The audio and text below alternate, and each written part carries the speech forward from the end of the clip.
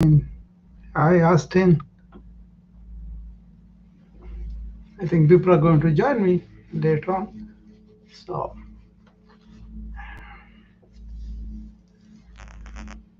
been busy today, but good to take a break and talk to the friends and share some wisdom learned from the ancients.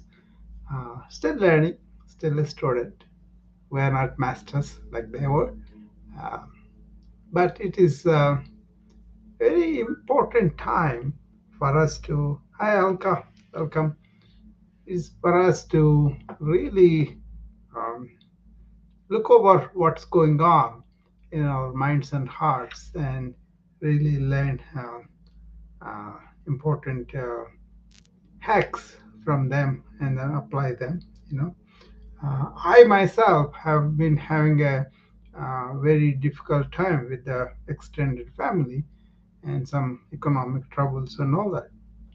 But then this attitude of staying inward silently really helps a lot. You know, it's not only helps you to see the things clearly, but also it helps the loved ones to derive some strength from it and calm down and look at things in an objective way.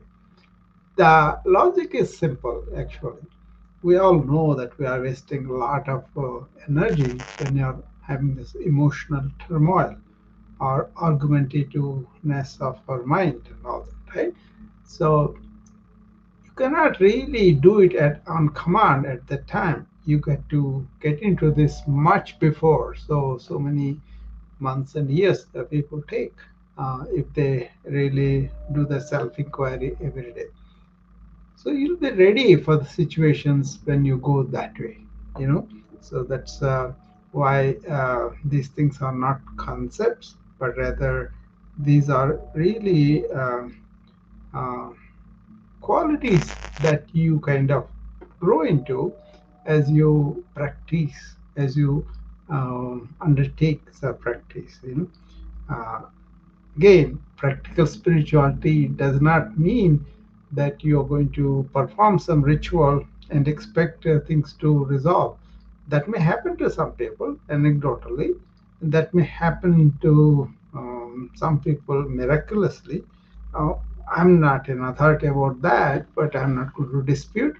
Or am I going to really say they are going to work for sure?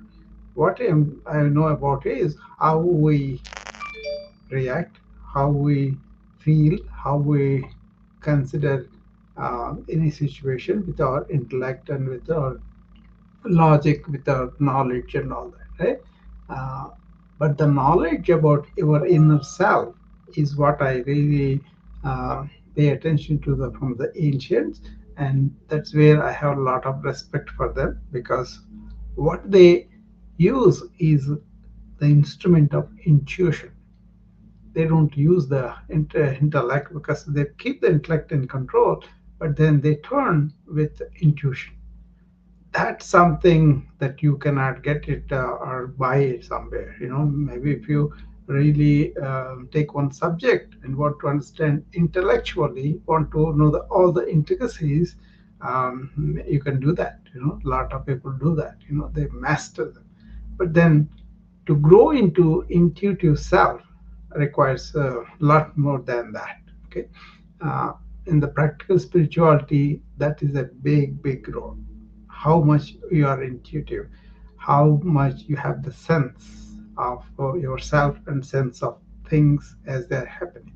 Okay, so in modern life, with all the information age, with all the technology that we are married into, we have a lot more sensory input or intellectual input or emotional input from the outside than uh, it used to be, right? And sometimes it is too much, sometimes it's overwhelming, sometimes it is really not needed also. We don't confine ourselves with one job like we used to, and we kind of change lots of jobs, lots of atmospheres, and we do several jobs together too these days. You know, people are multitasking, uh, that's not really making them very happy, and also it makes them feel very drained. So I actually concentrate on this. I kind of train people out of multitasking, but at the same time having more productivity. How? Because I don't do so many things at a time. I do only one thing at a time, and after that I will take the other one. So even if you are doing for a couple of minutes one task, check yourself whether you are there, your mind is there, your heart is there, you're completely there, intellectually available, emotionally involved, and really in flow life. If you can do that, that flow like thing is very very energy enriching. So you know that when the flow state is there, we hardly spend uh, any energy because we automatically get into things and we do that. Okay, how about you, Alka? Do you do multitasking?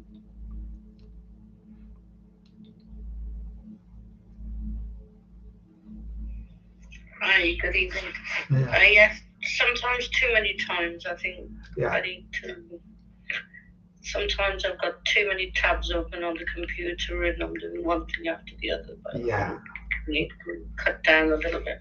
Yeah, that's the general nature of it. And a lot of my doctor friends, my IT friends, my corporate leaders who are clients, right? They kind of report that. They say that's one thing I would like to really do because I kind of mess up sometimes. I kind of get into too many things and all that. Then I quote them the example of this uh, ball juggler. He will be juggling things.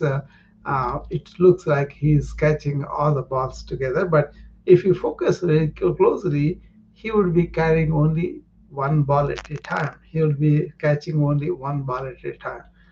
That's what the knack you want to develop. Okay, like I also open the computers. I also see several patients and coming there, but I always try to do one tab at a time if possible. And then it's all a question of your awareness. If you are aware and in the present, you will be doing one thing at a time. So it's not the task orientation that you want to concentrate. It's how much awareness you have. That means how much your mind is not running from whatever you're doing. If you are doing one particular thing, or is your mind completely with it? That's why my mantra, attention to every action. That's the mantra that I use in the staff, in the hospital, in the clinic, everywhere I work. I use that mantra with my close staff, and they all understand that. What does it mean? Actually, there is a method to receive the patient, prepare the patient, put the patient in the exam room, and follow up with the patient's exam room examination, and follow up with all those things. Are there routines that are already established? You kind of just focus on that, and eventually it will be like uh, automatically you are paying attention to only one. So pay attention to your awareness and pay attention to the task fully, and try that Alka and see how that changes. Because there was one lady, Rocky, she's a big deal in the Instagram, and her she has thousands of followers, but she does so many multitasking things. So she talked to me. I made her do this, and she said she found herself being more productive by doing the way I told her to do. And then she was doing that. She was very happy about that afterwards. I have so many people that really told me that was the case with them. Um, I myself kind of do that way, and it becomes very flow-like for me, um, like how I want to do what I want to do. Uh, Except that emergencies when they happen, then we got to go and attend to whatever is in front of it. That's another thing too. If you can pay attention to whatever is presented to you in life in a big way, um, it just comes and goes. you are going to observe whatever comes and whatever goes. That is a wonderful attitude Ramana Maharshi had, and he prescribed that. He said, somebody said, "Oh God, you have that cancer on your elbow." He said, "What do I do? You all came just like that, and then it also came to me." So he was looking at the disease and problem, everything separate from him, and he was just watching it, and then he would not show that he's suffering because he's so detached from the body and the mind, and that's why he's in that substrate of consciousness, where he could watch everything that's happening on the screen, like, because he becomes the screen, and whatever the movie that's playing on the screen, he could watch it. You know, so that's an important thing to understand. Is my mind completely with it? So I need to understand how is that my awareness is not in the present moment. How is that my mind runs uh, you know so how is that my mind runs so much, and how can we make it be here now? I call this, when I see the patient, as a intellectual availability. Am I thinking something when I'm with this person, or am I really focusing on what he came for, what is going to be the solution, what is thus far happened, how are we going to everything around him, around his problem, around his need, you know, and that kind of awareness of other people's needs comes with cultivating servant leadership. So we are here to lead the patient's care, but we are going to service that. We are going to provide the service to the man who has come to for help. So that kind of attitude really helps a lot to be uh, focused, because ours is a service care. As patients come and ask for relief, we need to respond with compassion and kindness. Then it is much easier to go into that mode of service leadership. Most of the time people don't come with this attitude. They come with this ego attitude, like, I know, I am the in charge, I will be doing it. I'm talking about the lead doctors I've worked with. So they don't know that they are displaying that, because in their mind they are in the ego mode. In their approach they are like authority.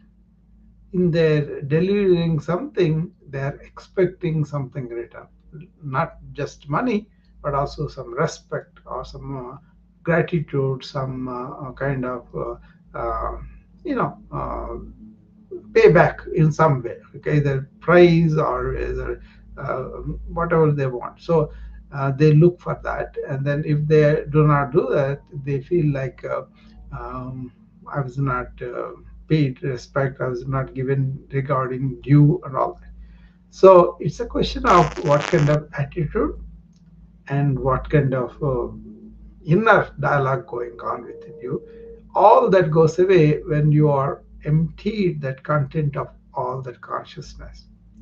This is a term J. Krishnamurti popularized, emptying the contents of the consciousness. And that's, if you can understand that and empty that, then you are really practically, spiritually available to anybody needing anything. That helps a lot.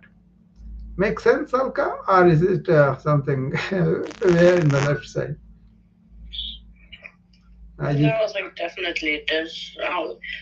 When I'm working lots, I've got a strategy now. I've got a rough paper. Well, it's not rough paper, which I save it.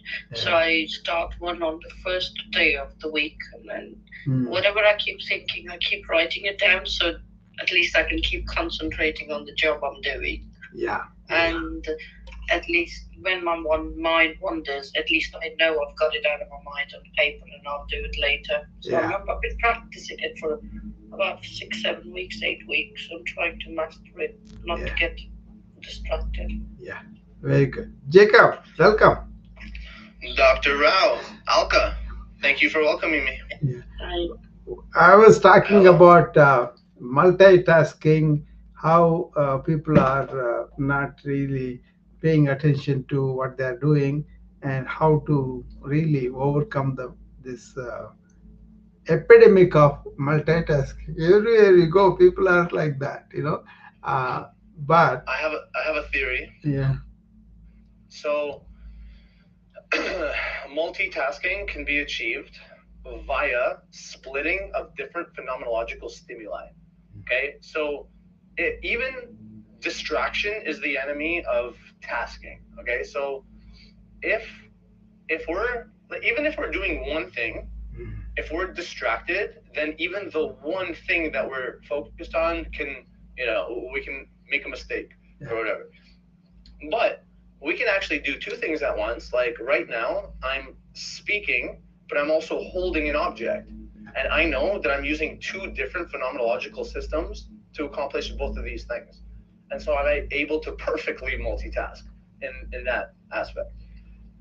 yeah. But the solution I was talking about is pay attention to whatever you're doing, then it becomes much easier. Even few seconds, few minutes, if you are doing a task, pay attention to it. That means don't be occupied in your mind. That's the thing. The distractions actually stimulate something and then take you somewhere. That's why these people constantly send you notifications so that they can make you think about their product and buy something. That's the essence of the social media marketing, right? They always do that, you know. So that is there. But the thing is, whenever, like a juggler, I was using that example, he juggles one ball at a time, but eventually he goes into one ball after another goes in. It looks like he's handling all the balls at the same time, but he does only one ball at a time, you see. For that, you got to prepare yourself. Two things I was talking about. One is to be, how can I develop this intuition, and then how can I develop this intellectual availability by emptying the contents of the consciousness. You know, that's what I was telling about. Um, you see, the practical spirituality, when I'm talking about it, it's like a what kind of spirit you are bringing to that particular multitasking. You know, are you thinking of the goal and the reward, or are you in the process and focusing on the process? That is where a lot of people lose a lot of energy, because uh, there is an example for this. Marathon runners, when you talk to them, if they focus on reaching the 12 mile, they really tire out. But if they focus on each step they are taking and then really stay with the current condition, how they are feeling, how they are thirsty, how they are heat, and all that, they will be better. So basically, be in the process, go one step at a time, and that really works. Even normal working hours, that's what I employ. I do a lot of things from morning to evening, but most of the time I'm in the flow, you know. The diversions and all those things come, I kind of slide them off because I don't respond to them like that, you know. So it works for that, you know. Anything else you want to talk about practical spirituality? Um, I want to talk about tact. I have difficulty Mm. in the moment of high intense emotion. Yeah. I have difficulty selecting Mm. the right. Like when I'm calm, I Mm. feel like I can select better words to say. Maybe because of aversion. I think it's because if someone's coming to me with high intensity emotion, Mm. I wanted to stop. I feel uncomfortable, and so I reach for closing words Yeah. that will eliminate the stimulus instead of what I would like to learn, which is tact, which is saying, "Hey, the way that you're speaking to me is unacceptable. Yeah. Okay, I'm not going to tolerate your action right now." And then I want to practice saying that and just waiting. Mm. And then I think I think the power of this type of phrase Mm. is that you open up the idea of infinite response. It's like, hey, I'm I'm letting you know that I don't like this, Mm. and I'm letting you know that I'm not going to tolerate it. What I'm going to do about it, that's up to you. What is your next move? It's like a move in chess, right? It's like I'm telling you that I'm not going to tolerate this. and then you give the move back, you give the ball back to them, right? And you're like, what are you going to do now? I think this is what I've learned today, or what I would love to hear your thoughts on this. Let's go into that. I think that's very fair because you are honest about your own reactions and feelings, and you want to avoid confrontation. That's also okay because you basically want uh, agree to disagree. Um, each one has their own opinion. Those kind of cultural things are there. They work, but much deeper from the ancient wisdom. What works is who is it in you that has the objection to where whatever is coming at you.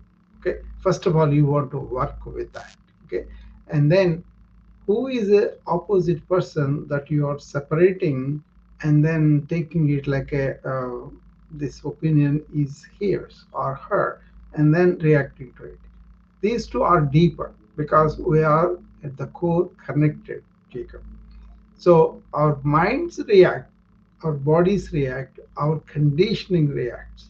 But if you can really see at that moment, this particular person is a part of that whole being, whole interconnected of self we are talking about. The moment you remember that, it's like this. Christ said, um, your neighbor is you, or you are the reflection of the other person. That kind of thing is there in the regular religions also. But the essential thing is that life force, that conscious being, is only one, and that is where we are united, connected with each other. The moment you remember that, then you won't have the other sense. You won't have something. It's only words. It only those things are.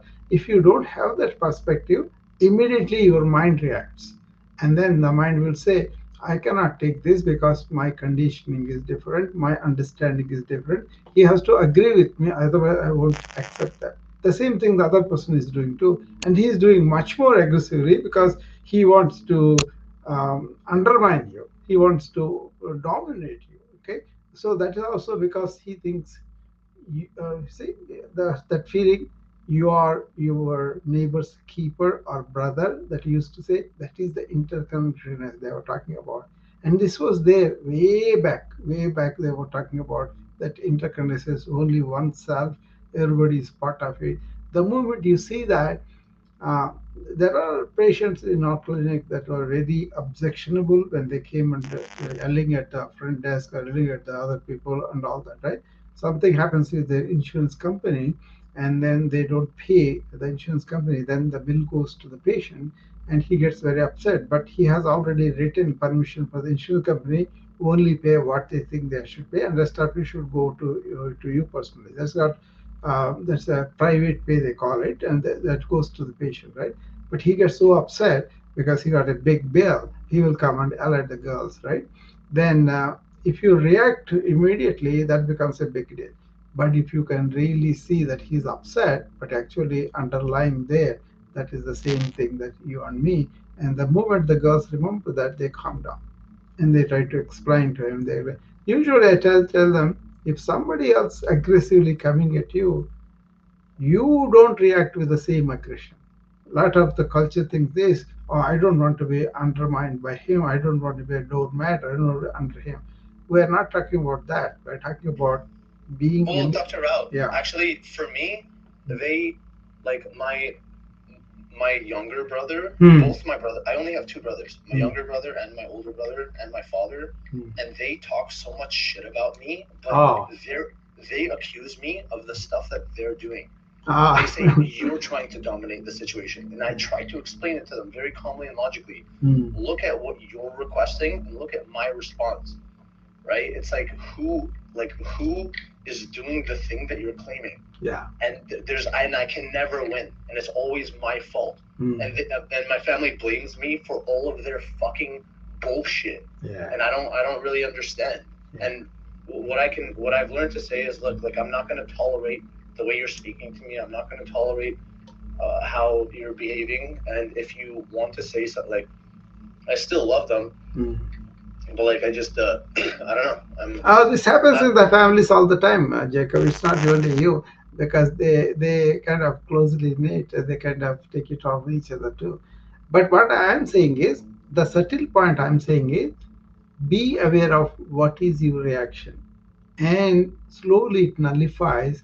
Then they may say something, but then you will have less and less reactiveness, but you will take note of that situation and respond to it in a dignified manner.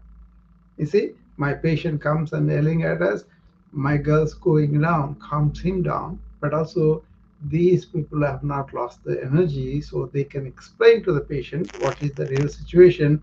They sign something with an insurance company. The insurance company has their rules, and nobody studies that small print and asks the questions in the beginning, right? They may say $5,000. You have to pay ahead of time, deductible they call it, right? The patient has to pay 5,000, then only the bills will come paid by the insurance company. So they don't understand that deductible means that is their responsibility. So they they miss. So what it is, whatever the cause, wherever they are becoming very serious, they lost the spirit of being reasonable or being nice or anything. They just want to fight. And then when they come, if you allow that reaction, what is coming from them, to produce a reaction within you, then you are in trouble. If you, not only if you with the people, but in your own self, health wise, wellness wise, you have more. It's not like I'm telling you a moral story. It's more like a actual fact is, we actually secrete some stress hormones. So the practice is not to react, but to respond to things with equanimity. Learning that equanimity is a big deal. And that comes in when you have this perspective, we are all connected into one we. You know what that reminds me of? Yeah. I don't like when bugs land on my skin. But today a Yeah. bug landed on my skin. Yeah. And at first I was like, should I remove this bug? And then I thought, I don't need to remove the bug. Yeah. And actually two bugs landed on me today. Mm. And I said, is it gonna bite me? If it bites me, I'm like, what's the big deal? What is it putting poop on me? Like what? I'm like, what's the big deal? It's a bug. Like I'm a human. Yeah. And don't get me wrong. Like I'm sure there's some bugs that are really bad for you. Yeah. But and this is like one was like a small. It looked like I don't know. It had long hair. You know what? I'll tell you one thing. J. Krishnamurti, one time they were discussing, somebody watching him. There was this spider or something came into his room, and he was going towards it, and he took a paper and make it land on the paper slightly, and they took it outside and let it go. So, but with humans, sometimes it's yeah, like, have we ever got into a physical, violent altercation? yeah, How did that start? We have ingrained physical memory, yeah, of that process. And so That's sometimes, if someone, we know it always starts, yeah, or usually it starts with like an intense emotion. So immediately, yeah, if someone sees intense emotion, yeah, the humans who are witnessing that get uncomfortable. yeah. And we're like, hey, it could go to like, No, no. we now have a See, higher you are probability. describing the reactions, that are there, but they will also subside when you are really aware of it. See, it's justification, all the But being aware of it will allow us to speak in a dignified manner. Yeah, That, yeah, that's it. And also the benefit for you, but because you have not allowed your system to react, there is benefit for you, not only socially, all that, but also wellness wise, physically, hormones are less. That's why big deal about controlling the movement of thought. The reactions also they form over the period, but they are basically, there's a movement of so quick, so electric, that is actually a movement of thought. When you understand this movement of thought, and then learning through meditation, calming them down, and later on when the situation really comes, then you will be calm and quiet, and basically we call that equanimity. Is it a good thing or bad thing? You will have that equanimity. You know?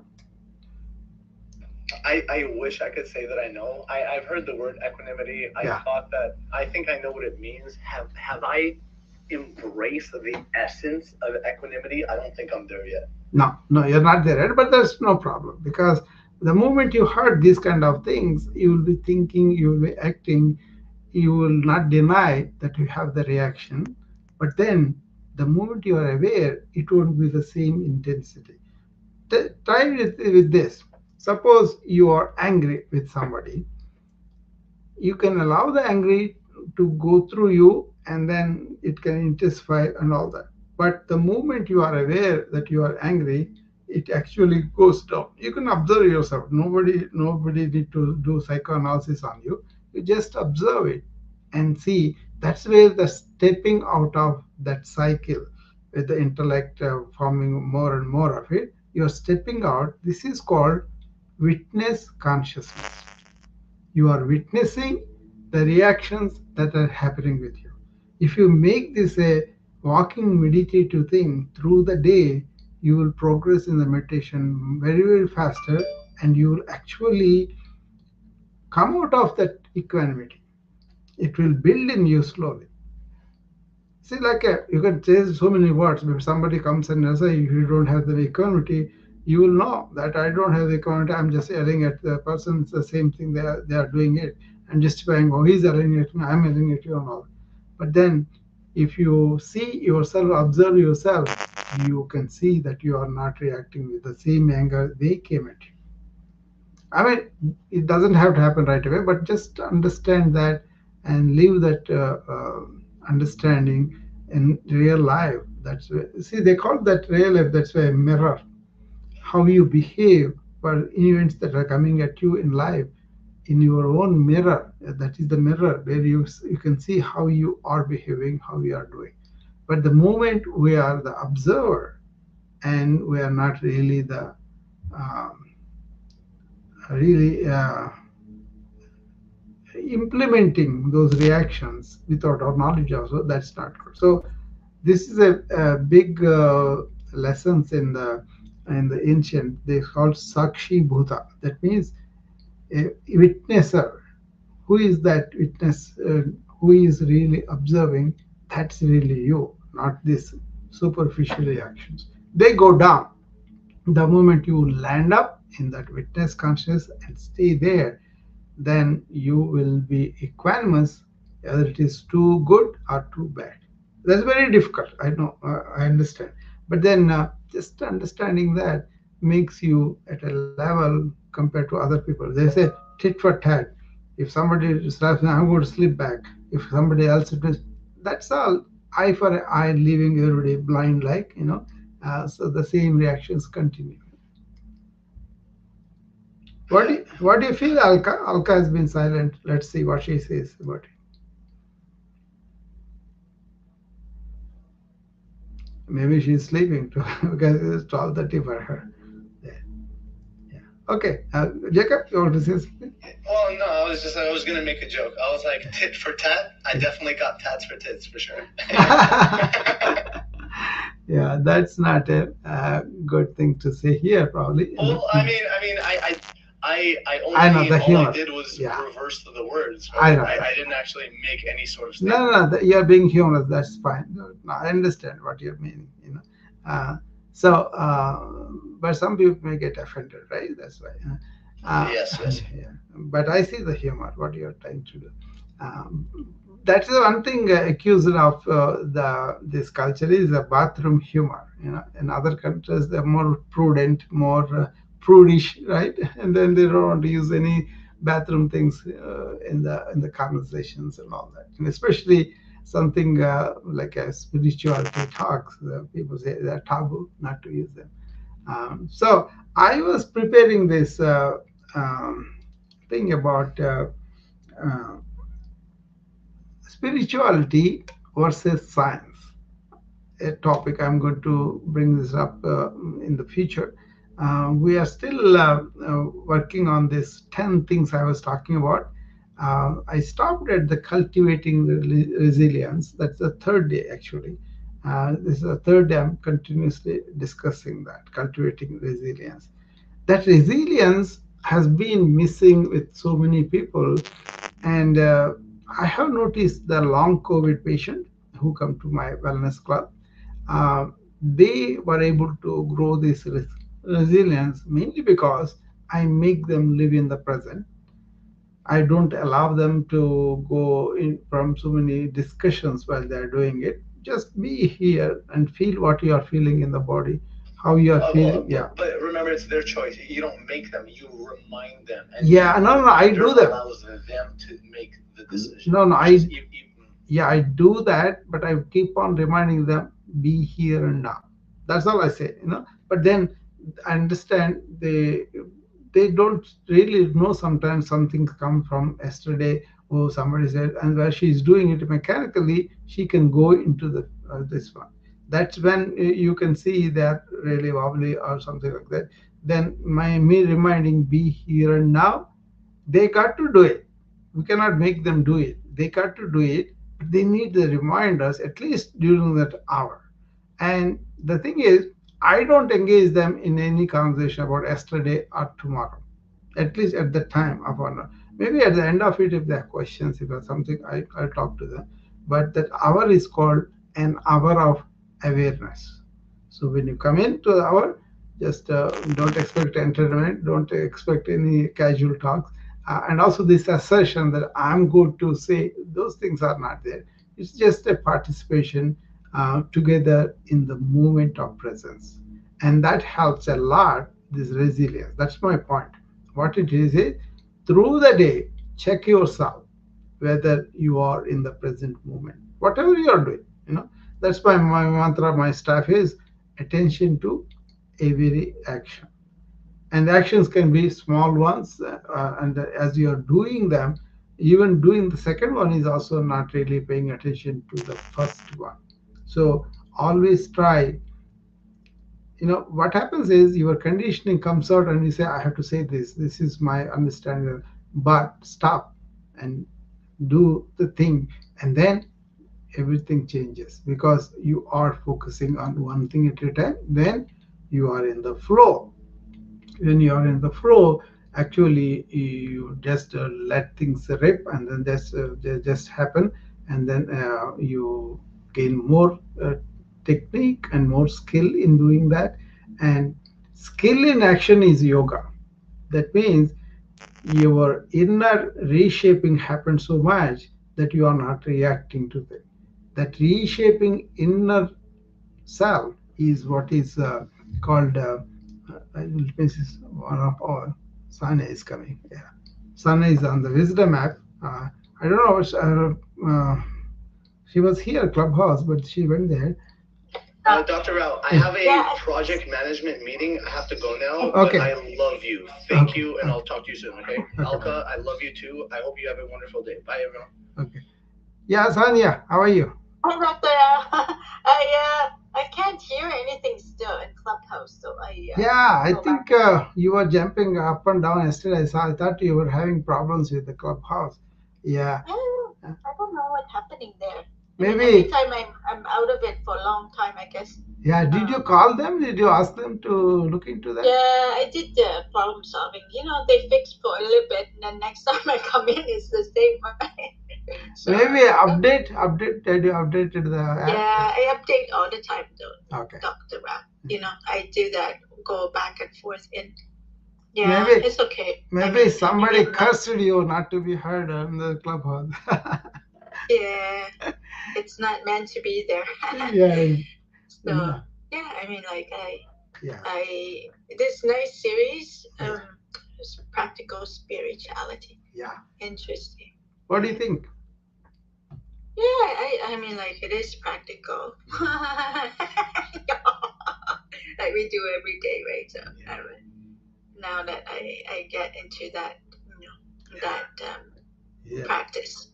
See, what is the most practical than being in the present, right? Yeah. I like that. Yeah. Hi, Mirza. How are you? The friend coming. Okay.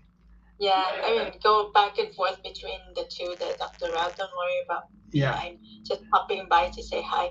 And I thought, starting this new series of yours, so Yeah, Yeah, there's a often lot more to just go. Yeah, I was actually divided into 10 days, but then I stuck at the third day, the cultivating resilience, because this has become very important for a lot of people. The resilience, things are getting bad outside with the wars going on, with inflation, with the weather conditions. So many things are really out of whack, and people are really going bonkers sometimes, but yeah, for me, the spirituality is more like a, important thing from which you have to come to the practical things. Then they become much easier. So we, yeah. we were Let me talking. ask you like a question though, Dr. Rao, Yeah, because a lot of people like, what does it mean to be in the present? You know, yeah. I know it is like, I mean, it's a obvious statement, but I don't think what you just described, right? If I had to say curriculum, like everybody's language, if you are in the Mhm, head, you are not in the present. yeah, You are in the head in the past, you are head in the future, but you are not in touch with what's going on. Then you are not in the present. So to be in the present, you got to not to be living in the past. You can understand your past and then learn lessons, but don't go and live emotionally there. That's the meaning. Okay, and don't go and dreaming in the future or getting anxious about future. That's all kind of not in the present. But if you are in the present, you are in touch with the life. That is really life. That's all we really know. So the moment you're living well with the present, your future will be better. yeah. The other thing is, how every time Mm. you come and do the talks with us here on wisdom, right? Mm. You're always saying that, yeah, everybody's still in their head, Yes. and took me a little while to understand that statement. What does that mean, right? Mm. And because if you're, for me, this is how I took it in the fact. If you're even talking about it, right? Yeah. And I mean, in such a way that it touches you in many ways, right? You're reacting to it, right? And See, so, lots of times I have to use it practically, this mhm, present moment awareness. I am in that, but doesn't mean the opposite person in that, right? So it becomes much more focused for me. I'm right here, and then I don't spend too much energy on other things. So there's a quality to attend to what is in front of me, and then the thing gets done better, and then you can go to the next one. That happens with my patient to patient thing. I'm always with the patient, completely intellectually available, emotionally available, so that they feel the rapport. They feel that they know that we are listening to them, we respond to, we complete attention to him, and that makes a big difference for them, and then they go from there. yeah. So important to be in the present for so many things. So even when I'm talking to you, if I'm thinking something about what happened in the last sessions and the training and all that, then I am not with you. Mhm. But I'm not thinking about it. All my hearing is focused on you. All my intellectual availability is there to listen to whatever you say, not with my preconceived notions or opinions, or maybe I'm afraid of you for something in the future, and all those things are not there. I'm going to meet you as you are at this time. That means I should not be having an image about you. Mm. I may think Sana is a friendly person, but you come and you want to yell at me, for example. I'm missing that Mm. yelling because I'm thinking you're a friend. Then I cannot really, I will get a shock because, oh, she's my friend. So don't come with even relationships. For example, our spouse or special person is there. That's the most difficult thing because we live with them, right? So we have an image about them. But when they come in front of us, they're completely new. If you look through them with that image, then you can never relate to them here and now. Mm. Make sense? Yeah, I yeah, I just want to pop in and say Yeah. hi too. You should. I won't stay long because I Yeah. have to go soon. Yeah. No problem. So Yeah. Hi, yeah, just Mirza. How are you? I'm hi. No, there's a friend of mine on the clubhouse. Sorry. Mirza. Okay. I can't. Yeah. I'm not in both apps, so it's Yeah. kind of Yeah. yeah. That's where I do the same thing, right? On the Steam ad on the computer, three channels, and here I think we're doing five channels today. So Yeah. yeah. Anyways, I'm just gonna pop down and Yeah. listen more. Okay. So Sure. yeah, just wanna Yeah. Let me talk pop with in my for friend Mirza here. yeah, Hi, yeah. Mirza. So How are you? Mirza, are you there?